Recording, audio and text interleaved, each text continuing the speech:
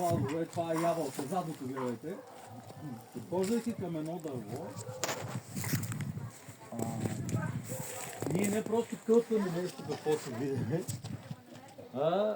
ние трябва да мислим за определена формировка, която определена формировка трябва да бъде условно 2 или с осева структура с водеща линия нагоре на главния ствол и с доминиращ връх, подчинени клони. Те могат да бъдат подчинени, например, на етажен принцип. Едната етажната е отдолу най-дебели и широки, нагоре по-тесни и малко се свиват, нагоре малко по-тесни и се свиват и най-горе един връх. Това е, нали, етажна корона. Може да бъде и вретеновидна корона, пак с главна ос. Вретеновидната е, представете си една вертикална ос и отстрани малки клончета и разклонения, които са близки сравнително до оста, а нямаме мощни скелетни клони. Това е вретеновидната корона, да я наречем по-съвременна корона и по-маломерна за по-малки размери дървета. Е добра вретеновидната корона, където ние гониме по-малки клони и обрастваща дървесина, нали, по-малки клони и обрастваща дървесина са такива, а не гониме големи скелетни клони. Класическата е с големи скелетни клони, първият етаж е с много такива грамадни клони. Когато се насочат нагоре и не са извити, не са по определен начин отворена короната, този първи етаж,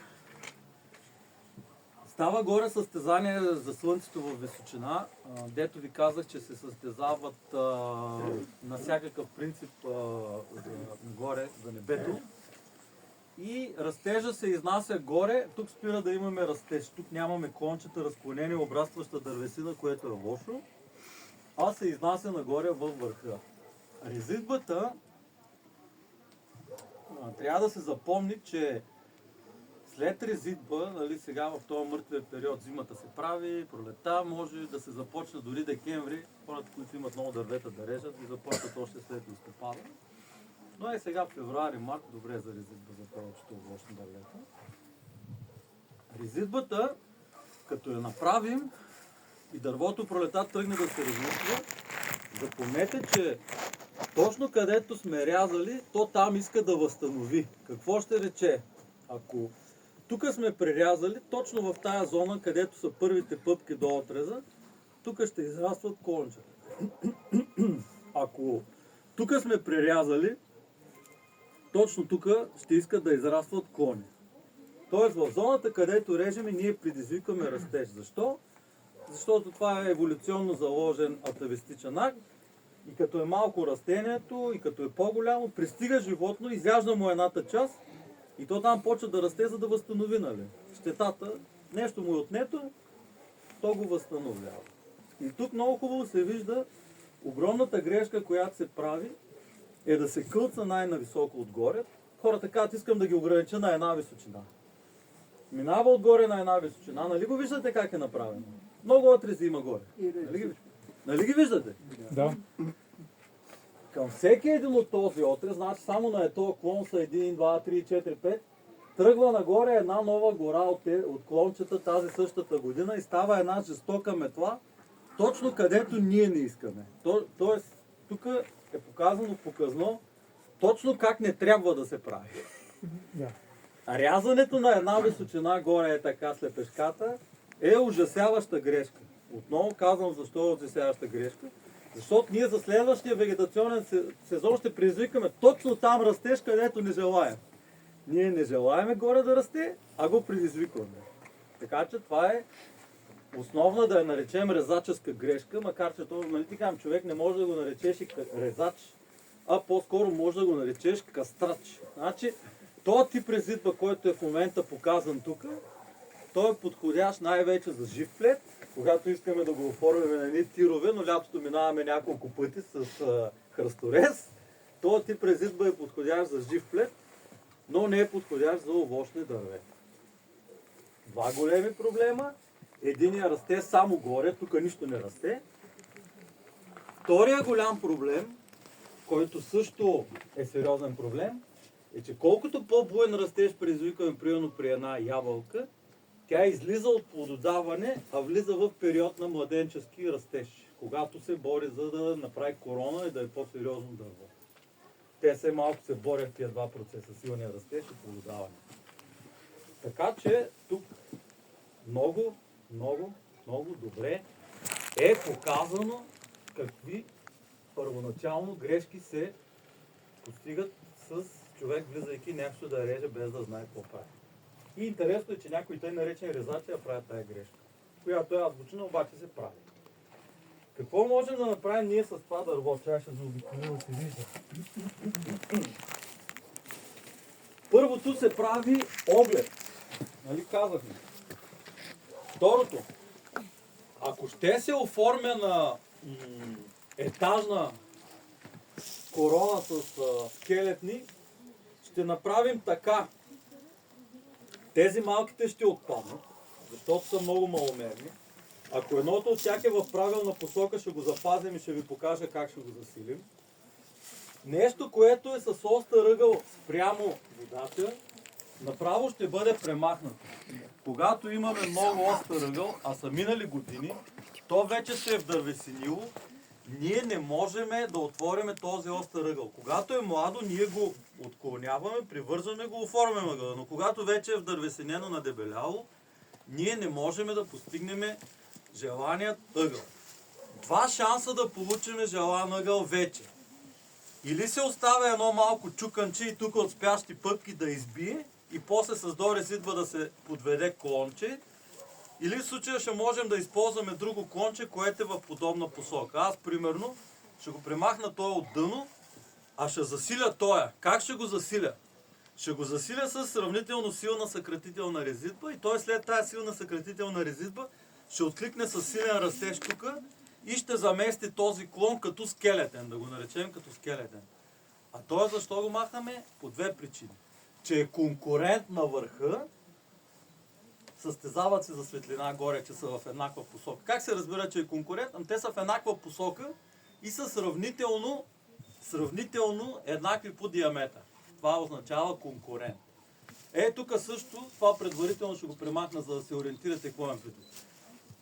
Когато са с остър ъгъл и с еднакъв размер, вие задължително, без да мислите на принципа на прореждането, този принцип го запомнете, също е супер елементарен, супер примитивен, супер лесен, всичко супер, нали?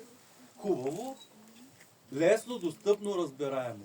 Без нищо да разбирате, когато пристъпите към едно дърво, като видите разклонение, остър ъгъл, нали, чатал с остро. Какво значи остър? Този остър, този е добре. Тук отиваме на хубаво отклонение. Този е приличен, този ъгъл не се вижда. Но този е приличен, този е приличен, този е остър. Този е остър. При остър ъгъл едното изчезва веднага, без да мислите. Единственото, което мислите е, примерно казвате, ще оставя външно, за да отварям корона. Тук, примерно на така щако. Оставяме външно, за да отварям короната. Вътрешно, дето ми свива короната, го махам. Това е основен принцип, за да не се отчесне, нали, може отдолу да зарежете, особено когато е по-голям клон, по-дебел. Може да се задържи, нали. С обратен ъгъл режете, за да не ви избива и за да не некрозира. Две големи грешки при изпълнението на самия отрез. Чукан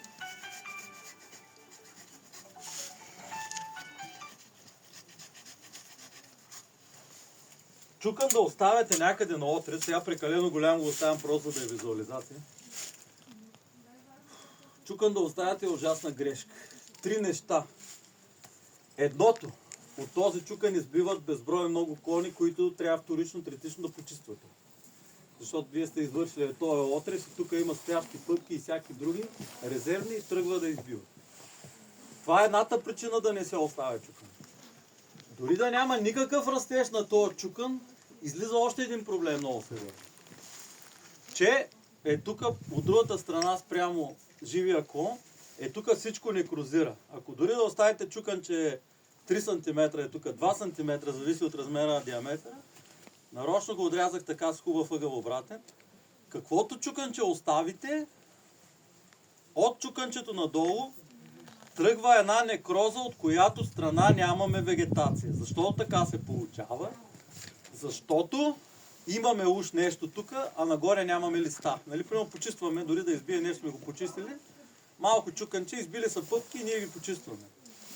Липсата на растеж от тази страна при по-дебел клон тук ще доведе до некроза на едната страна на клона. И после човек казва, дървото ми е болно от нещо. Болно е от неправилен отрез. В случая. И така, как се пазиме от това? Рязане с обратен ъгъл.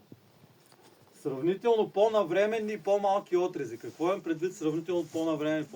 Ако миналата година го е знаел човека, една година да го отрязал по-рано, вече ще да зарасне.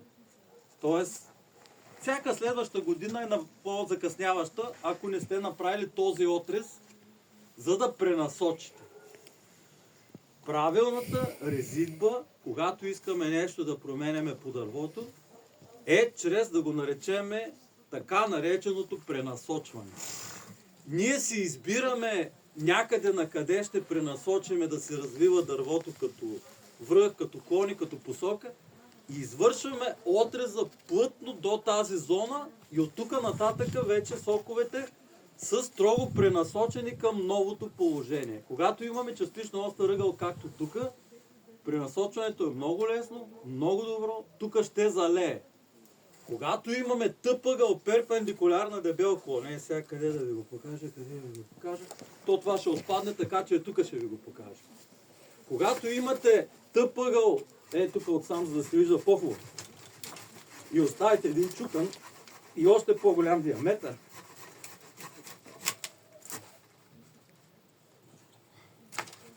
това не е хубаво. Защо не е хубаво? Защото твърде малко растеж ще има тук и движение на това слабо клонче, прекалено слабо спрямо този диаметър. От тая страна това сега ще го обеля, за да видите какво ще стане след една година. И това особено си го представите при по-голям диаметър. Това нашето цяло ще некрозира. Защо некрозира? Защото тук отсам нищо не храни. Особено ако е на слънце изложено това нещо. Това цялото, тая показана зона умира. Това нещо като умре още първата година, после е много трудно да зарасне. Това е една голяма рана, води сокове само от тази страна. Тая голяма рана после е много трудно залива, много трудно зараства. Няма възстановяване, за да бъде възстановено, по-добре да прережете на по-долна правилна точка. По-долна правилна точка е с по-хубаво насочено нагоре клонче. Да кажем, тук ще бъде по-хубава правилна точка, защото има леко ъгъл нагоре. Клонче.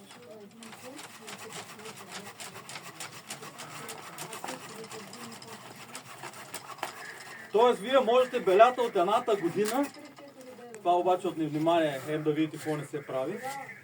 Белята от едната година вие може да коригирате като премахнете, нали? По-хубави ъгъл на клонче, тук като извършите 2-3 отреза, ще предизвика добра вегетация. И така, казах ви, отрезът предизвиква вегетация. Слаба резидба е това, слаба накрая, означава, че тук ще расте малко, за да възстанови. По-силна резидба, да кажем така и така, ще предизвика повече растеж. Още по-силна резидба е тук, ще предизвика много силен растеж, защото тук има пъпки, вие сте премахнали голяма част от клона, за възстановяване тук ще имате много силен растеж. Много силният растеж ще предизвика по-добро лекуване на този по-голям отрез. Ако нямате силен растеж, няма да ви се лекува отрез. Същото и с присаждането на калем. Ако тук сега ние решаваме да добавим сорт, да сложим калем на този хубав клон, колкото по-близо сме отрязали до отреза и сложиме калема, толкова по-добре ще ни зарасне този чукан. На абсолютно същия принцип, че в единия случай ние правим слаба резидба, ако сложиме тук калема, правиме силна резидба, ако сложиме тук до основата калема. Разбрахте ли? Така че това е още един плюс. Вие да слагате калема близо до уста, близо до основата ще имате силна ремонтна сила на растеж и тук ще залее или първото или второто лято тази рана ще залее. Разбрахте ли? Затова и калемът се слага сравнително близо до главното стъбло и до отрез. Колкото по-близо ви е калема до отрез, ремонта ще бъде прекрасен. Докато, ако отдалечите калема от този главния отрез, който трябва да зараства, отрез, който трябва да зараства, го имайте предвид, го бройте, когато е значително по-голям от разклонение. Нали, когато отрезът е мъничък, да кажем, тук е това махаме, изобщо не го мислите. Това зараства. Никакъв. Нали, това отрез, че нито лекуване, нито му трябва мазане с замазка. То се зараства. Проблемът е голям отрез, малък диаметър на разклонението. Тогава тук какви са ремонтите? Ремонтите...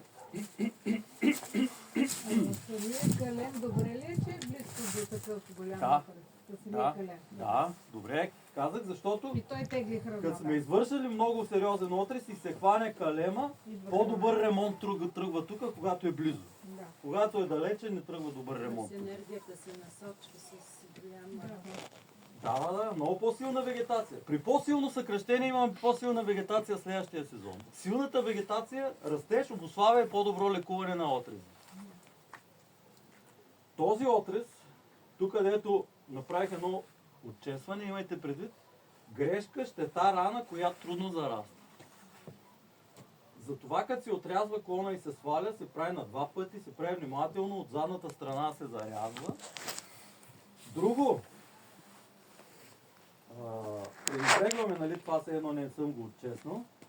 Обратният ъгъл е важен, хубав, ценен, защото сокове от тук могат да вървят и те, търсейки кратък път, така ще минат и минавайки тук ще започнат да делят клетки, да хранят тези ремонтните клетки, да делят.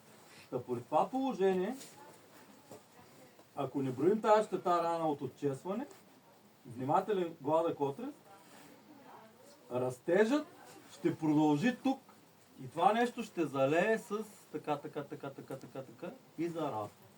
Но отново казвам, това се случва при условие, че този размер не е някакъв 10 см голям диаметър, че имаме обратен ъгъл, че имаме отрез близо до тук, за да предизвика силен растеж.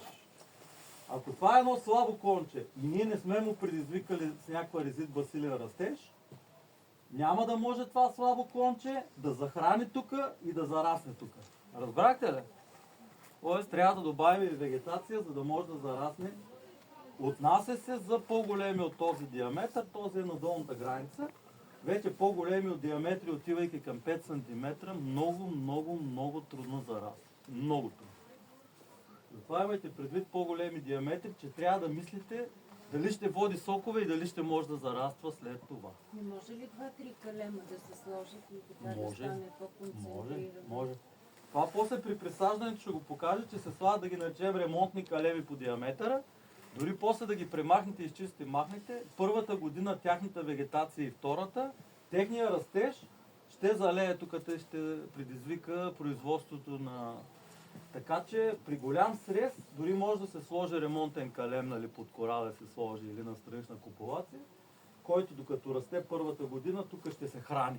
Лошото е още първата година, ако не се храни, една голяма зона е тук отмира. И после няма зарастване това нещо и лекуване. Това казахме, остри ъгъл го махаме. Вече за резидби. До сега бяха някакви обяснения какво се прави и какво не се прави. Маха се от дъно, за да не се отчесва, се засича отдолу.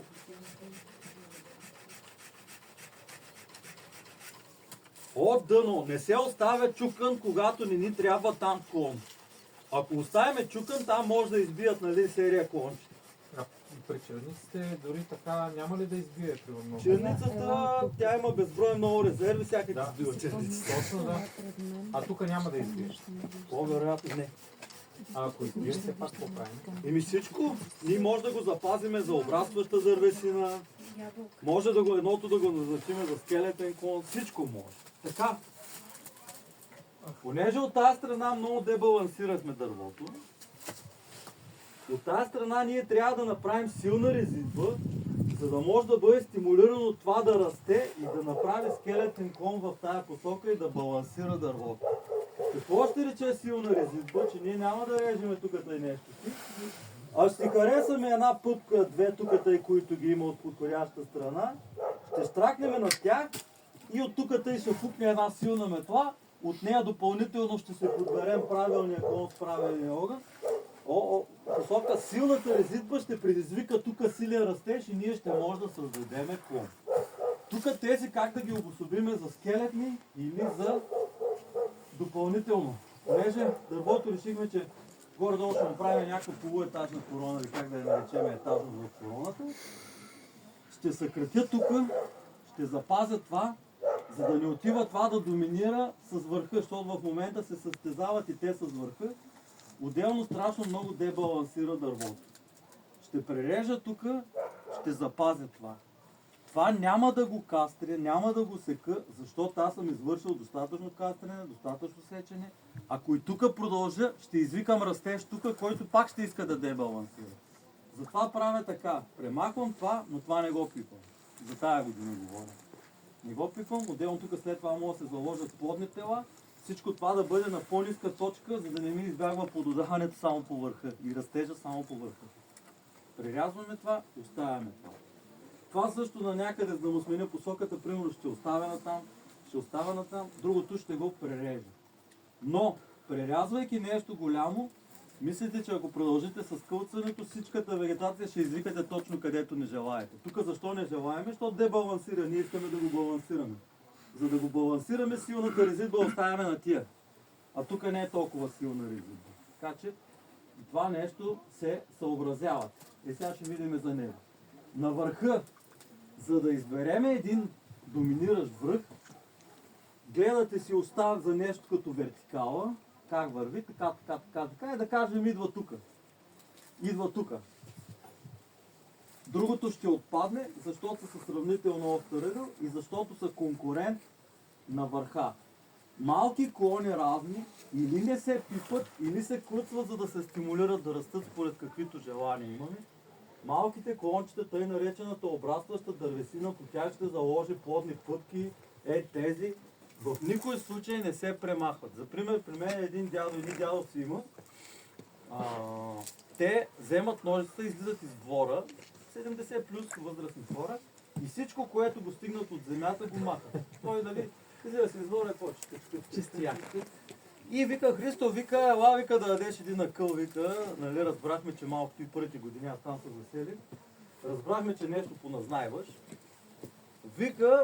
Ела, да кажеш какво, че само по върха, има сливи, това дърво, на ниско няма. И аз отивам, като тръбил горе и отдолу, всичко долу шушка. Викам, човек, къде се виждал от кората да дава плод слива, То му трябва клон за да даде. И той да, ама аз само до там стигам. И аз му викам, не означава, че трябва да махнеш всичко, до което стигаш. Не означава, че трябва да го махнеш. А той всичко, няма си друга работа и всичко, което го стига, го маха и само по върха плодовете. И ми викам, то друга ден няма къде да даде плод. Тъй, че имайте предвид, че малки слаби неща не се премахват. Ето някой, нали, принципа казва, всичко, което сочи навътре се маха. Не! Силното, което сочи навътре се маха, но така наречената обрастваща дървесина, това са такива нещица, нали, които после се преобразуват в плодни клони. Нищо, че сочи навътре едно е такова. То никога няма да се втурне, да доминира, да превзема вътре средата. Това не се маха, не се пипа, или ако има желание там да има растеж някакъв, се кръцва, прави се едно штракване. Колкото по-слабо штракване, отново ви казвам, колкото по-слаб растеж е желан, толкова по-малко кръствате. Колкото повече желаете да расте там, толкова по-силно съкръщавате. Но не махате. Едно е съкръщаване, едно е махане. Нали? Трябва да правите разликата и между това. Така че ще махна тук, за да оставя един изразен доминиращ връх. Това ще го огранича от някъде си, нали, за да може тук да е такова. Реших така да го огранича и тук нищо да не пипам тази година. Постепенно вие започвате да оформяте дървото.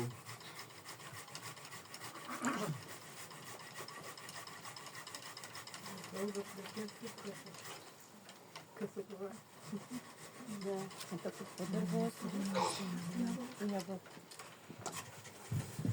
Така. Това тук също са, нали, много си.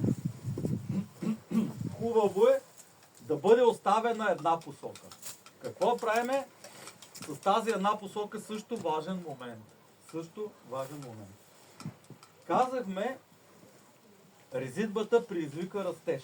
И така, ако искаме да отваряме короната, това е когато имаме място.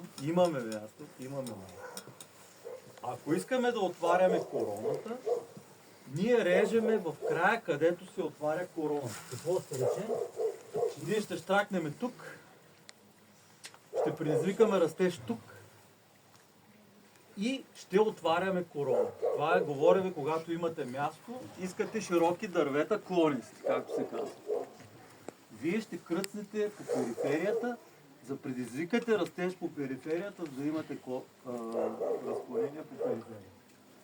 Ако клуцате тук, вие ще предизвикате едно сгъстяване тук. Няма да предизвикате разширяване на корона. Така че имайте предвид с отрези по периферията, вие може да предизвикате разширяване. Запомнихте ли го това? Да. Така, друго.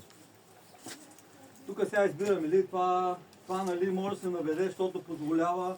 От тук могат да бъдат избрани абсолютно всичките, което на вас ви харесва, което на вас е по-перспективно да заложи плодна дървесина. Вие може да изберете от тези абсолютно всичките. Защо? Защото е още младо, защото ти можеш да го превържеш към едно колче. Виждате ли го? Затова, за да не си правя тук един грозен чукан, аз ще махна това, тия ги броиме за конкуренти. Но аз ще махна в случая долното, защото това позволява да бъде отклонено и е по-хармонично, по-не е с някакъв глупав чеп, както е тук да се получи гаден чеп, че трябваше да избегнем. Това пък ще махна това. Нали уж външното? Обаче, той един път е близо до това. Втори път казахме, това все още позволява, долу има хубаво, позволява е така с едно колче да се наведе. Видяхте ли го? Някаква пръчка по средата, като... Да, може и с разпорка. Така да се Да, добре. може и с разпорка. Тук, за да не предизвикваме силен растеж, повече може нищо да не пипаме тая година. Значи отваряме, нищо не пипаме по резидба. Отново казах, ако искаме да отваряме и имаме пространство, там ще направим отрез. Тук, нали? Ще направим отрез накрая някъде. По този начин ще предизвикаме чак накрая растеж, тежестта още ще отвори клона, а после ще има още резидба. През това време има шанс тук и да изкара обрастваща дървесина, още това са слаби клончета. Но ако извършиме тук сериозни удари, говоря за сериозна резидба, ние ще предизвикаме сериозно избиване на едни пичове. Нали ги знаете пичове? Да. Те тръгват по-нагоре да се състезават. Пичовете, дори да се получат, те са неизбежни. Пичовете в края на юни се премахват от дъно. Има лятна до резидба, но говориме за строго вертикалните, които са много силни. Отново ви казвам, не говоря за такива, които са нищожни, нефелни. Тия са ценни. Говоря за едни, които са абсолютно като ония дет за показно ги използвахме, по половин метър и нагоре. Да. Силни. Те се махат лятно, в края на юни не искате да ви израстват пак. В края на юни се махат, а слабите клончета не се пипат. Дори да сочат навътре, това уж сочи навътре, не се пипат. И те ли до дъно се режат? Да. Това е за пичовете. И така, това само го навеждаме. Реших, че повече няма да кълцам. Защо? Защото ако повече кълцам, ще предизвикам още резидба тук и ще стане олема. Това само го навеждаме. Това, за да стане и то евентуално, ако решиме, за да стане евентуално и то, нали, скелетен клон, по-долен етаж, ако решаваме да имаме по-нисък етаж. И това от някъде ще го съкратя, за да може и то да бъде стимулирано да расте, но малко по-на външна точка ще го съкратя. Но да има стимул за растеж. Да кажем, тук ще го съкратя, това ще го махна. Това е да приемаме, че сочи много навътре, го махам. Съкръщение, че предизвика растеж и то се навежда и може да стане като тези симетричен скелетен клон заради по-силното съкращение. Тоест ние по-слабичките, ако искаме да ги засилим, ги режем повече, по-силничките, ако не искаме да ги засилваме, не ги режем повече. Разбрахте ли? И това се откланя. Това е за първия етаж като подготовка за 4 скелетни клона на първия етаж. Втория етаж. Ако първият етаж е отворен, втория етаж е малко по-затворен. Този е с приличен ъгъл, нали? Малко по-затворен. Тук да кажем, това сочи навътре и е силно. Ще отпадне. Е, това. Това сочи навътре, ама е слабо. Не го махаме, не го пипаме. То е близо до желаното от нас положение. Тук просто визуално са много. Някой от тях го махаме, другото го оставяме. Правим примерно така. Онова го оставяме, тия ги махаме, за да не са прекалено много. Това в първия момент не го пипам, защото ако го режа по-силно, ще предизвикам много силен растеж. Отново, за да предизвикаме силен растеж на някой край, ние го кръцваме. Нали, примерно е тук искаме, ние го кръцваме, съкращаваме. Колкото повече го съкратим, тук ще извикаме растежа, а не тук. Ако тук го съкратим много, тук ще... Защо предизвикаме растежа по-накрайна точка, отново повтарям? Защото хем ще намали общата сила на растежа на цялото дърво, хем пък края като натежи, той се извива или вие после може да го завържите и да предизвикате така отваряне на корона. Отваряне. Затова предизвиквате растежа по-накрайна точка, а не тук на средна точка. Друго, това също ще трябва по определен начин да го потиснем. Как бихме го потиснали? Той иначе като за втория етаж бива, но тук вече има оформени, тия са вече за плод. Тук може да роди. Поглеждаме нагоре едно като вилица. Наричам го вилица, защото има няколко еднакви по размер в случая. Те са 3.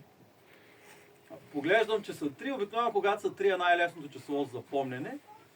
Когато са 3, двете ги махаме, едното го оставя. Супер лесно. Решавам, че това ще бъде в желана посока по-навънка, да не се пречка по-настрани. Другите изчезват, оставяме едно странично. По този начин хем не се гонят вече, не се сгъстяват, хем потискаме силата на растежа и я пренасочваме. Казахме, ако тук няма отрези, няма да има и сила на растежа, силата ще бъде пренасочена по-надолу и разпределена, да се появят тук и желани клонки. Тук също са много, ще оставим едно. Реших, че ще оставя едно в оная посока, което горе-долу правя. Отделно тук отзади има една щета от отчеснат клон, ще бъде премахната. Премахвам, тези не ги пипам. По-слаби, по-малки не се пипат. Там ще ми бъде върха, който ще бъде доминант. Много е важно да насрочите, да назначите един връх, който ще бъде доминиращ връх. Горе също, нали, тук го отделям. Първо да го отделя да е видно. Отделям. А тази ябълка някакъв сорт ли е? Или не е родила, че да знаем? Тя няма ли? Тя вътре, да. Ще се види. С обратен ъгъл. Това С майска ябълка била това. Не бе, ябълка си. Ябълка? Да, ябълка. С обратен ъгъл казахме наклона, за да не остават чеп. Това също е много важно за бързо и качествено заздравяване на раните, без получаване на...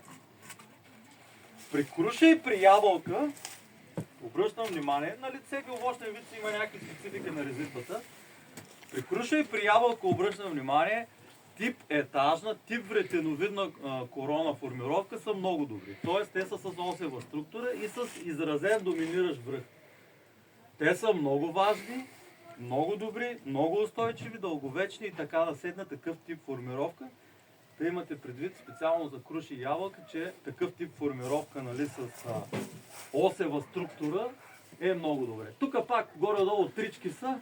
От трите ще махнем двете и ще оставим само едно, дето ще бъде за доминиращият връх.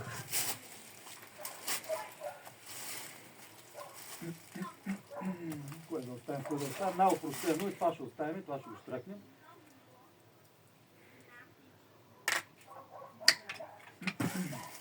И върхът, който доминира, той се потиска, нали, с странично клонче, ако не искате да ви расте в небето. Но дори да расте първата година не е толкова страшно, защото постепенно ще се появят тук повече растежни точки и ще може да работите с тях. Какви са принципите? Един път отваряме корон чрез резидба. Втори път отваряме корон чрез привързване. Прореждането, дето ви казах, при остри ъгли, нали, се вади това, което е с най-остър неприятен ъгъл, се вади. Трябва да остане един доминиращ връх, това евентуално се чуи дали да е доминира на върха. Това ще пробваме да го почистваме при това слабото клонче. Без да съкръщаваме слабото клонче, по този начин малко ще потисна този растеж, за да може този растеж да доминира. Този растеж ще доминира, като направя така примерно. Или на иначе. Айде да не отива в небето, като голямо дърво е така. Има нужда надясно да расте. А ябълки ще има ли тая година това да растеш? Ами има заложени, има плодни пъпки, ще има. Плодните пъпки са едни като такова, като факелчета. При ябълка и при круша еги къде си. Приличат на едни факелчета. Така че може и да има. Кое показва, че ще има ябълки? Друг размер пъпки и друга форма. Пъпките за листата са прилегнали, те са поклоните, а пък тия, които стърчат като факелчета, като огънчета, те са за ябълка. Тая мрежа И няма с това ли да спираме. кара дървото да се развива насам и да С това се навежда? спираме. Сигурно трябва да се махне или да се... Нищо не се знае. Но постепенно ще си каже. Нали. То отделно може да се подпре, той е още много неустойчиво. Може да се подпре. Даже трябва да се подпре. Неустойчиво. Направо корена му смърда. Трябва да се подпре. Това му стига на това дърво, освен това развеждане, прикрепене.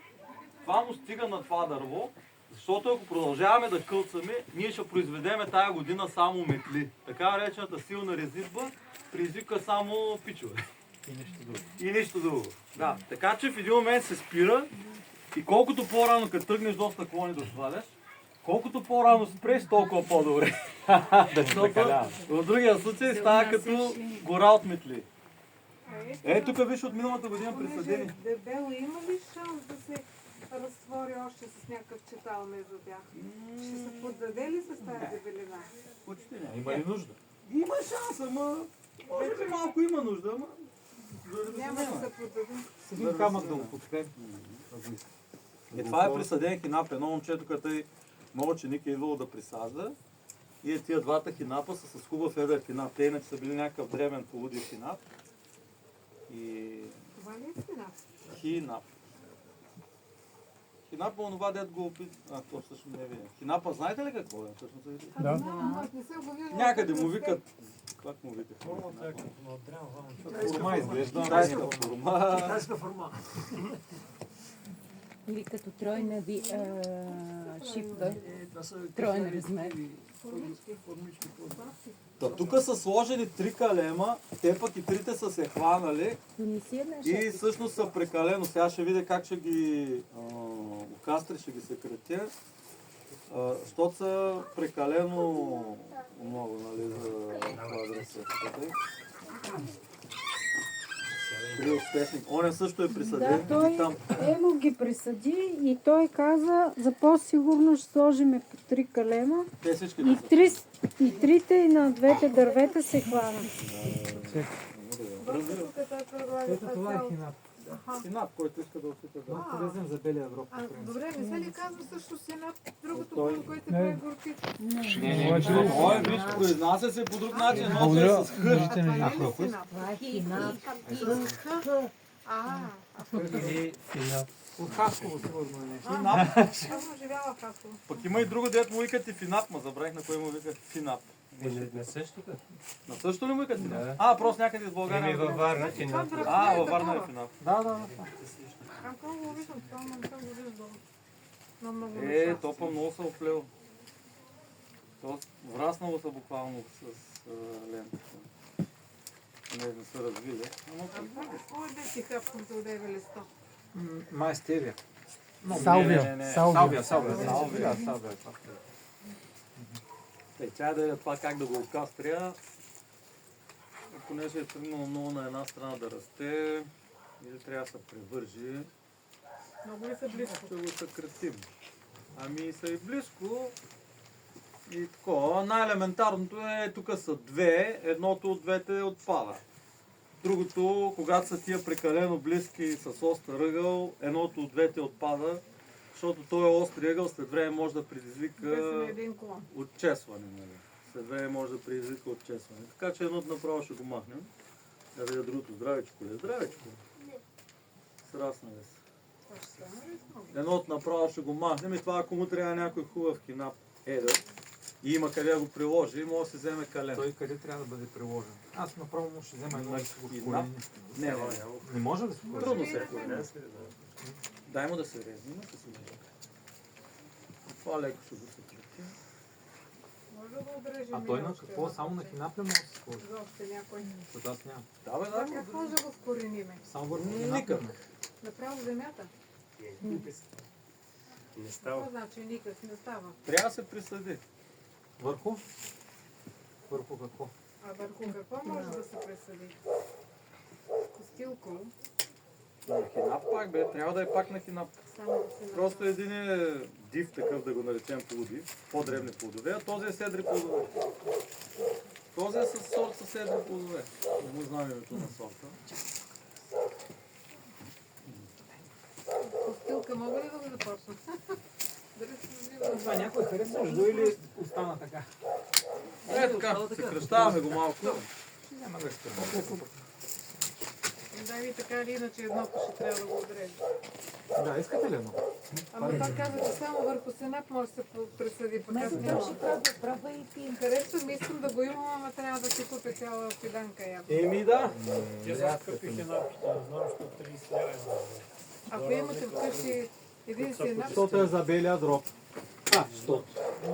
Най-вероятно има нещо специфично вече. да ги отрежете и да ги пресъдите на две места на вашето дърво. Аз нямам дърво, то това е въпросът. И аз нямам и това не го взимам. Това той каза, че трябва да си купя фиданка. А малко го прореждаме просто. Знаете, 52 клона ми събори. Аз не съм видяла дали продават. Продат. Нека да не им тъпче, това има магданос. Магданос ли? Сигурна ли си? На мен не ми прилича. 100% магданос. Магданос ли? Да ти вика цял ден газен магданос. Не, магданос. Което може и Обаче е нещо, ароматно. което явно в не е цяло. Много е малко, така да се привържи и Не е готово. магданос. Може и да не е. Ами аз не го познах. Гаранция. Ама човека казва, че Сега може да Бе, опитате. я, чакай само малко да взема едно листенце. Магданос или целина нещо. Дай на мен една пашенство. Айде, тата да покажем нещо. О, ароматът да го разпътваш ще ме Да, изкута го, много да ме помириха. Вижте при остър ъгъл, ето като е при оставен остър ъгъл, как се е разцепило цялото дърво. Тук, който иска да види между два клона еднакви остър ъгъл, дето казах, че не се оставя, стават две дървета, но то може и двете да загинат поради този проблем. Нали? За сега добре се чувства, въпреки че се разцепило, едното се е подпряло на оградата. Всъщност това го е спасило да не падне. Едното се е подпряло на оградата, другото е срънко. Виждате ли как се е разцепило? Който иска там да се приближи да го види. Разцепването е следствие на неизвършена резидба да се премахне едното, което са били като остра цвета от тия двете. Това е резултат от конкуренцията. Не е резултат от конкуренцията, по-скоро резултат от... Еми да, ли останалите две еднакви.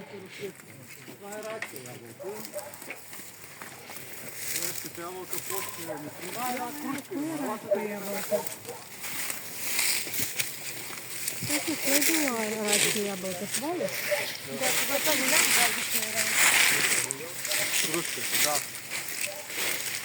Тук И той има буквата в. кружката на първо четене го къде е острия ъгъл. Минавай бе, няма проблем. Да. Едното изчезва. Няма проблем. И тук е така. И понеже казах, че трябва да запазим вертикално с осева, ще запазим това, което е по-близко до вертикалата.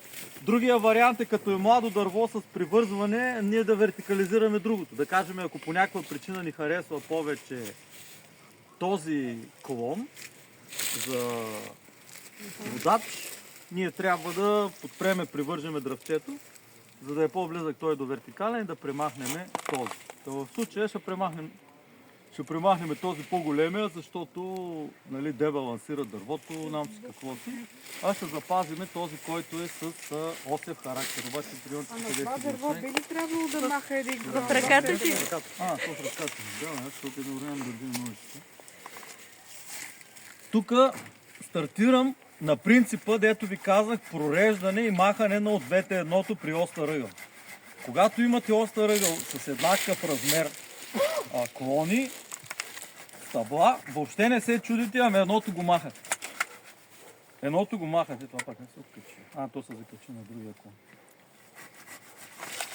Едното го махате.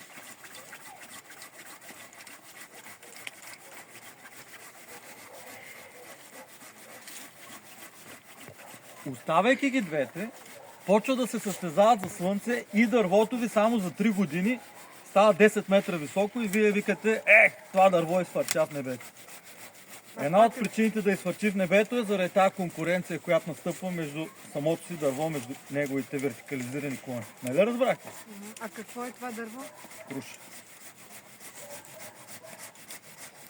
Дървото какво е? Круша. Круша. Евентуално лятно. Не знам, трябва да питаме домакините. Първият етаж, казахме, е със сравнително отворена корона, но тази круша е подходяща и за да я наречем вретиновидна формировка. Вретиновидната формировка е с разбъркано, етажите малко е измешано, а по-скоро е както е тук изглежда. Има и такива клончета и по тях се залагат плодове около уста. Това е вретиновидната формировка. Тая кроша сигурно ще получи нещо средно между вретиновидна и другата формировка. И аз хвърлих око на това. Тук има заложени плодни пъпки. Тази година ще бъде оставено просто за да има плод. Плодните пъпки са тия, дето казахме, като факелчета. Те са доста по-различни, виждат се, нали? Виждат се добре. Затова тази година това няма да бъде премахвано, въпреки че отива към вертикала, няма да бъде премахвано, защото тук ще се зареди с плод. Ако му извършваме някакво сериозно съкращение, ще предизвикаме силен растеж тук, който може да не е желан. Зато и може тая година да не го пипаме това нещо, за да не предизвикваме този буен растеж. Но иначе тук това е добре, нали? Тези След малко хубаво ще кажа. вървят. След малко ще обърна внимание на това. Тук нашия, ако го наречем скелетен клон, и какъвто ще да бъде, трябва да бъде един основен. И понеже тук много има дебели пръчки, това са такива леторасти силни. Понеже са много и в конкуренция, ние от всичките тях трудно ще оставим само един. Другите ще ги премахнем, защото не е добре, не е окей работата. Другото, което е, че това може да се отклони без проблеми, с подходящ диаметър е, има заложени по него плодни тела, ето къде са. Така че можем да направим така страх да премахнем това много силното и другото да вземе неговото място. Как взема неговото място? Елементарно с едно леко привързване и готово е. Видяхте ли? Така че на едно младо дърво вие много лесно може да лавирате, ако искате, ако ви се занимава. Изключително лесно можете да лавирате, да направите някакво дооформяне чрез наклоняване. Тук тия двете, силното ще го махна, слабичкото ще го оставя, като друго много няма да кълцам, съкръщавам, за да не предизвикам много буен растеж тук, да не тръгне да доминира много. Само премахвам едно. И тук оставям, спирам, най-много е това, нали, така леко ще се прикрепи, но даже може плод, нали, плод да задържи Тук също има други, нали, клончета, които могат да родят плод и да се организират. Тук, ако са прекалено много, да кажем, остава се само едно най-слабичкото, е така штрак. И се спира. То е така, може да бъде привързано. Това се чуди дали да не е с остър ъгъл. Обаче при него има заложени плодни пъпки. По някакъв начин ще го реорганизираме, за да може хем да даде плод, хем пък да не тръгне да доминира над всичко останало, защото тръгвайки да се вертикализира, то ще иска да се конкурира с върха на дървото. Него как да го направи? Не е бедна фантазия. Да. Така и по този начин се отваря. Пак има някоя плодна пъпка, но поне посока ще му зададем. И спираме по него, защото за да не предизвикаме много силен растеж, пак да иска да доминира. Имам предвид, че като махнете нещо голямо, после се замисляйте да не продължите в същия стил, защото ще го засилите и ще продължи. Тук тъй също много неща. И най-елементарният начин за успокояване на ситуацията е да оставите това с правилния ъгъл горно, ако съществува такова, защото някой вика вътрешен клон. Вътрешен, но той вече си е заел посока отделно, още като се натоваря, той още ще се извие. Така че с перфектна кондиция, с перфектна посока, той се оставя, той се маха. Нали, тук участва малко и принципа на провеждането. Тук те са абсолютно две паралелни, почти винаги се мисли за тях едното да се премахне, понеже има и нещо като плодно тяло заложено. Тук има едни такива симпатични, които могат да почнат. Това тук те ще го оставя с това скъсеното или от дъно. Това скъсеното може и то да се преобразува в плоден клон. Това, за да предизвикам все пак някакъв растеж на края, мога така съвсем леко да го кръцна, за да води растежа малко да има посока така, лъч. Когато искаш да придадеш някакъв растеж, кръцваш на края. Тия, за да не се засилват, много не се режат, които са, да ги наречем, обрастваща дървесина. Разбира се, ако и те имат прекалено много разклонения, някои от тях могат да са махнат. Това иска да доминира на върха. Най-вероятно изчезва цяло. Тук има заложени обаче пък пъпки, които могат да решат да дадат и плод. Примерно това ще запазя с едно слабо клонче и още лято или следващата година ще бъде редуцирано, но за сега може и така да го направим. Тук от многото трябва да бъде оставено само едно за връх. Това по-ми харесва като посока и е малко по-слабо. Това по-силното го махам.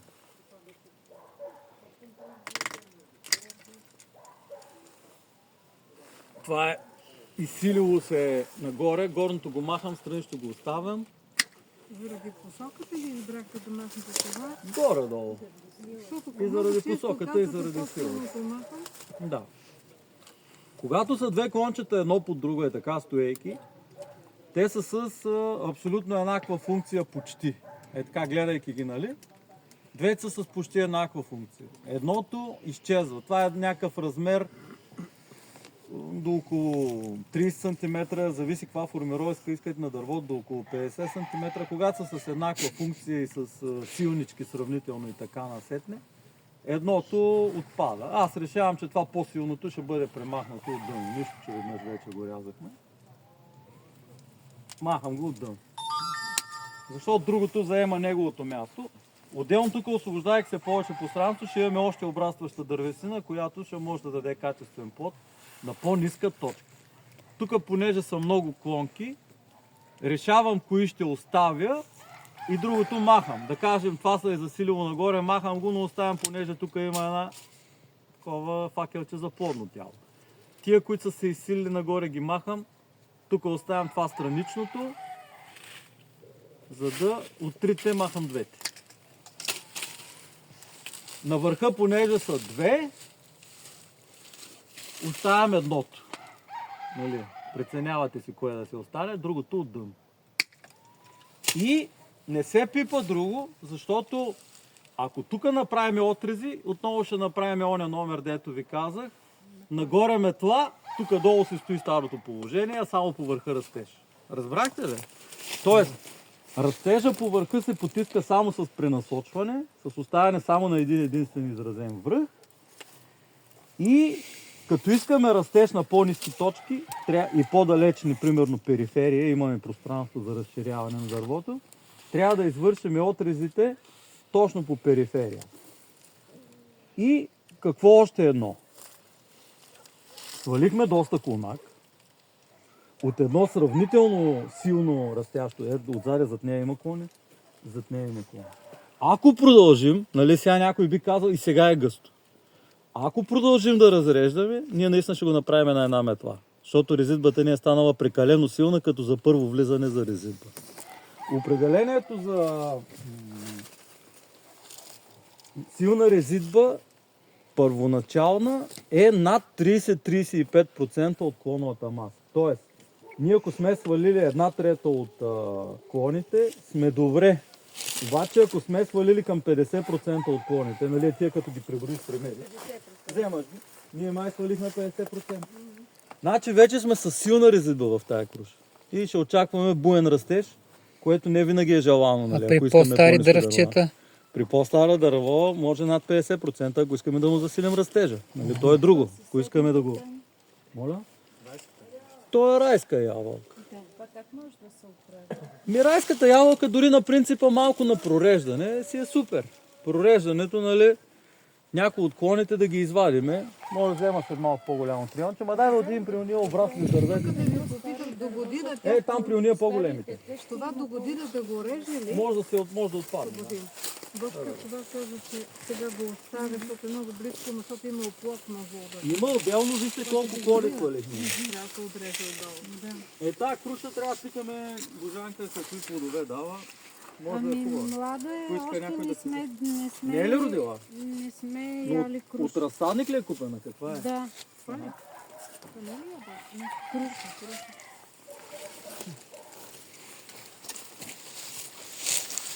Имате клонче за печките.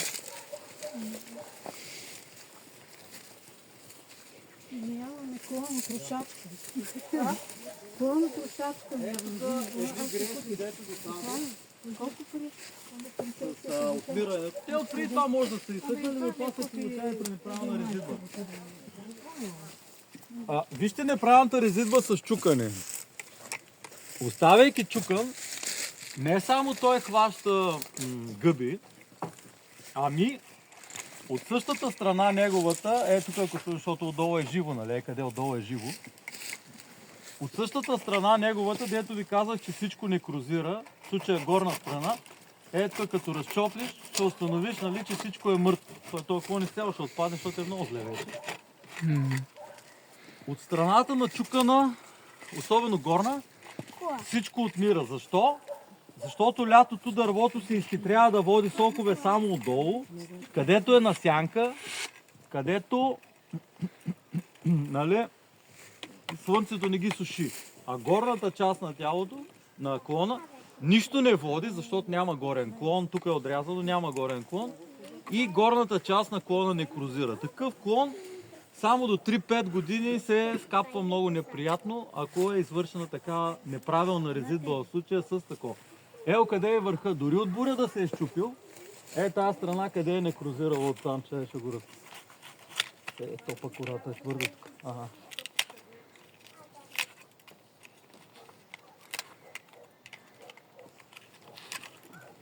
Къде? Там кафявото. Няма никакво.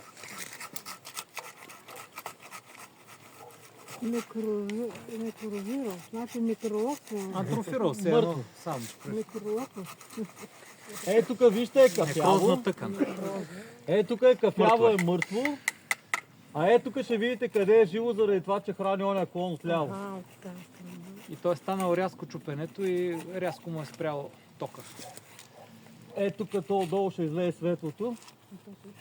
Тук отсам е живо. А тук е мъртво. Понеже е останало с чеп, няма правилен отрез, дето казахме по темата с резидбата, оставен е чеп, само заради това, че е останало чеп, До тук е слезнала смъртта, тук дете има гъби, смята и тук. Даже е подминало някакво междинно клонче. До тук е слезнала смъртта. До тук поне. Видяхте ли?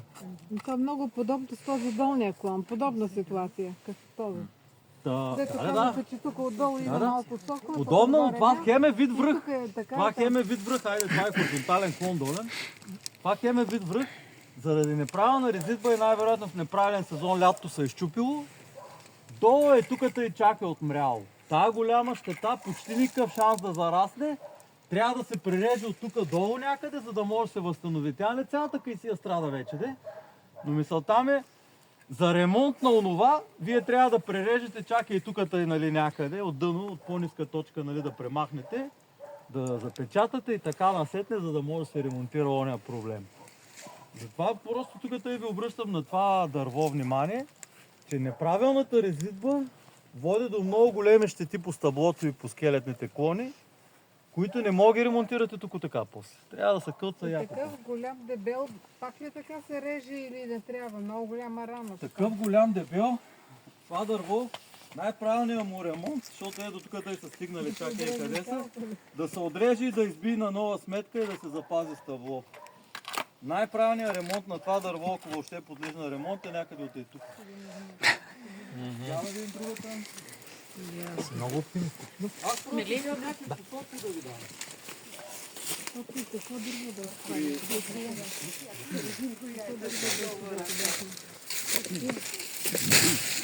На това дърво, защото нали, някой ще ви каже, нали, това дърво е изпуснато, нищо не може да направи или ерико. То все жарка. Живичко? Да бе, това си е свежарка. На това дърво, дори друго да не направите тази година, много доброто нещо, което може да направите, е при остри ъгли или сгъстяващи ситуации да махнете едното от двете. Да кажем, тук тъй са две на остър ъгъл, без много да умувате. Примерно решавате, че средното ще махнете, средното изпрямо другото и го махате едното от дъно. Тук тъй са три. Или двете, или едното. В случай аз бих махнал двете и бих оставил едното. При кайсия препраскова е позволено да се отвори короната като такава чешовидна. Средното го махате, те дай са две средни. Оставям това. Тук са пак две.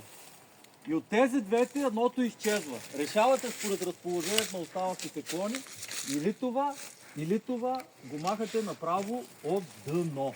Хубаво, отрязано, внимателно от дъно на два пъти. Големи клони се свалят, като първо се свали големия с тежест. След това се махне последния чукан на разстояние, нали, едно дърво се отреже внимателно. Та на това дърво може да направите така нареченото, дето ви казах, прореждане.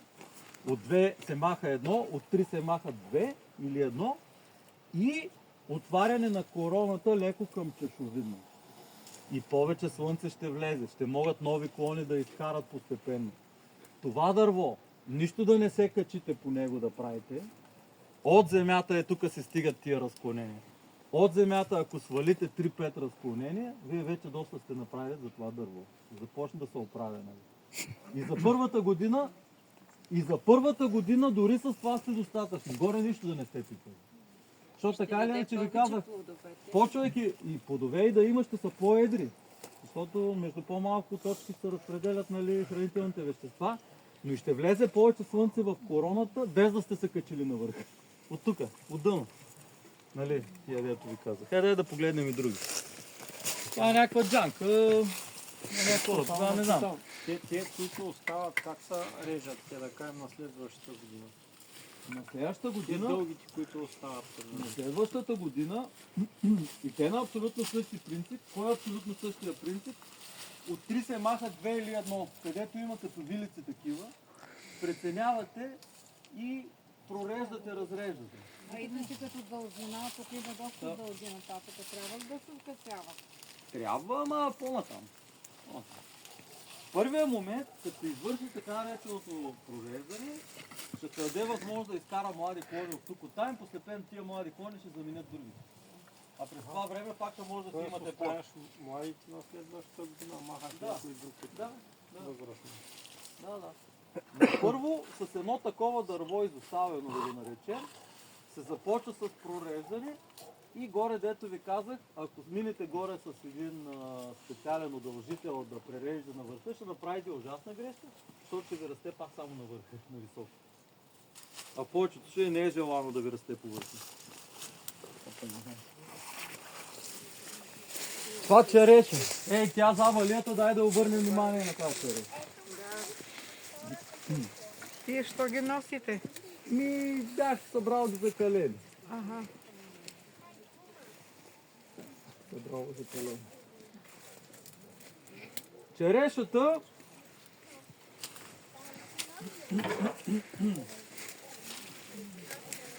може и с осева, може и с да я наречем чешовидна корона да я формирате.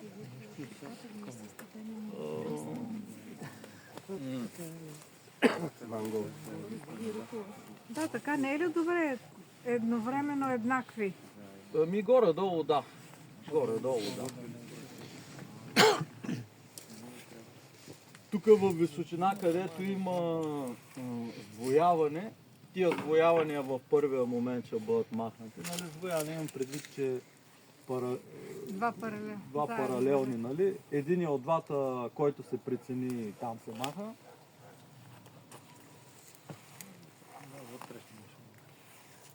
Тук в случая ще махна. Тук има пък и плодни тела, дали да запазим. Това са плодните тела. Вземем да им оставим да им роди нещо. Ще им оставим. Ай, тук ще оставим едно с плодно конче. Като не роди другата година ще го махна. А тая череша раждала, да? Тя Божанка Тя тук. не е тук, да. Тя днеска доста се измори. А сега чепа не е ли При голям? толкова много голям, ама тук има едно клонче, дето ще А, го заради храни. него го. Тук има едно клонче, защото може да роди. Да. Тук от двете едно се маха. Кое да махнем, кое да махнем? Вътре. Ще може и това да махнем.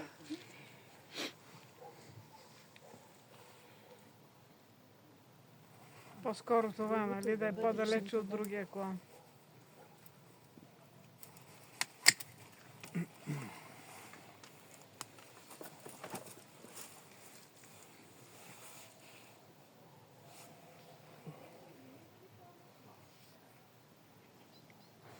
А тия връхчета не се пипат всяка година отгоре. Всичко се пипа, ама не става и така да го кажа и да ме разбере.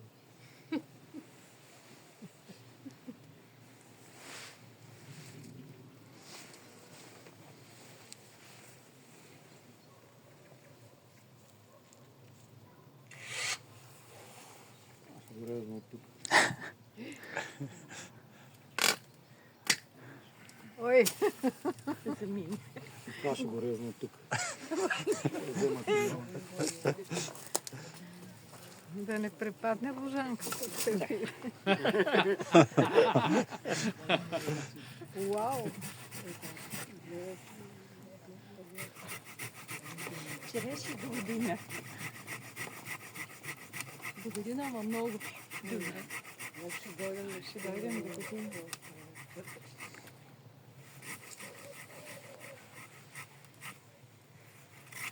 Защо такава къса прическа правим на това дърво?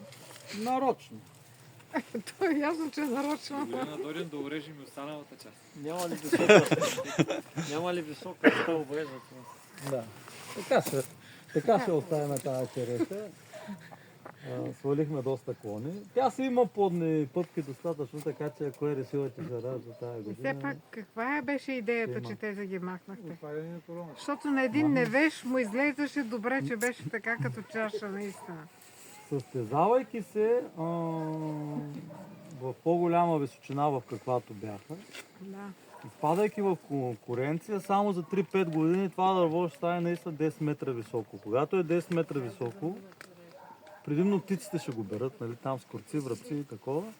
Както е специално за череш. Вместо нас, хората. Предимно птиците ще го берат вместо хора. А сега ще стане така, че тук ще има едни по-къси и ще стане с различни. Горе-долу. Но въпросът е, че Височината определя доста неща за плода. Самите хора ще се получи, че няма да могат да се ползват от плода, защото ще бъде нависоко и птиците ще го оберат докато се включите тук. Ами, добре, вече е високо дървото и само птиците го едат. Първите клони почват от четвъртия месец. Какво правим с него? Ами може да се съкрати, за да изкара нови клони и те да се оформят. Отдолу се да. И мина. И издънки. Да. Може да се съкрати, зависи ствола му колко е висок.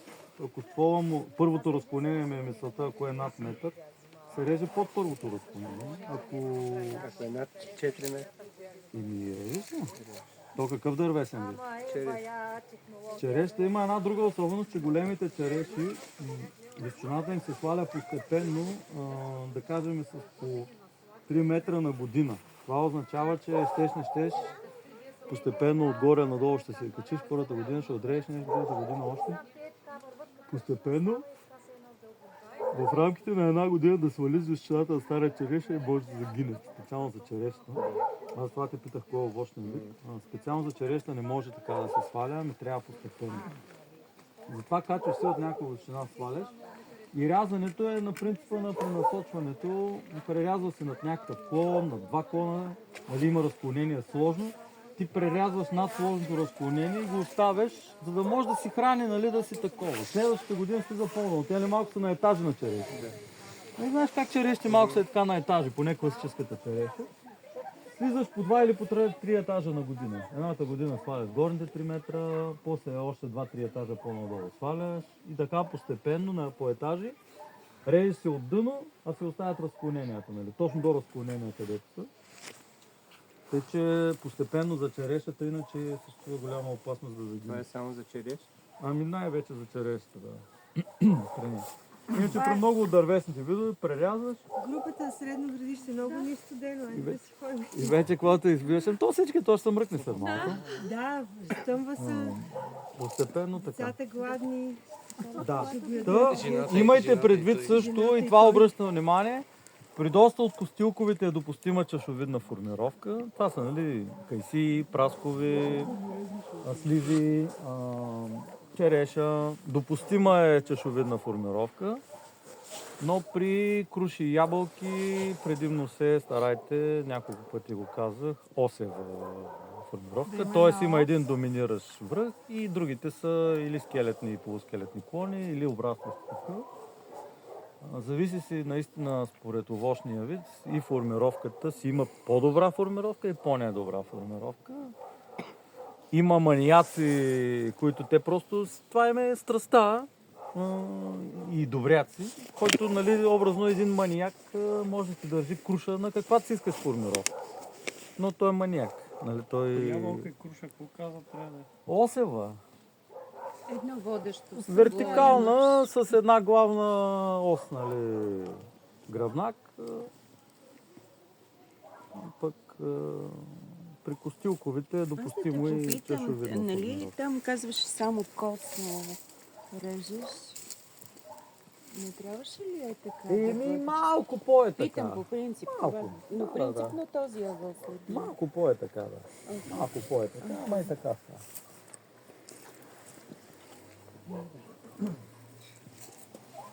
Но тук си има и на по-ниски точки вече клончета, ще може и още малко да се бутне това дръсте, нали? Но следващата година не става в рамките на една година. Нарочно ви обръщам внимание, че частично несъвършена резидба изглежда уж недовършена, по-добре, отколкото отиване към силна резидба, където ще получите само вертикални кръги. Според зависи, то не може да му предвидя силата на растежията манички. Но половин метър ще дигне, няма да си остане такова ниво. Заради тази поддръжка. А и сянка да направят.